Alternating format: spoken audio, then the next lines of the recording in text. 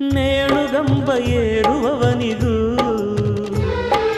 ರಾಷ್ಟ್ರಪತಿಗಳ ಕ್ಷಮೆಯೂ ಇಲ್ಲವೇ? ಶೀಲವೊಂದು ಶುದ್ಧ ಕನ್ನಡಿ, ಒಡೆದು ಹೋದರೆ ಬೆಸುಗೆ ಸಾಧ್ಯವೇ?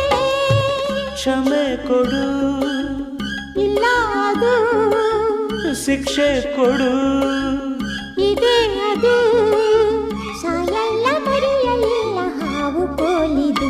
ತಪ್ಪು ಮಾಡೋದು ಸಹಜ ಕಣ, ತಿದ್ದಿ ನಡೆಯೋನು ಮನು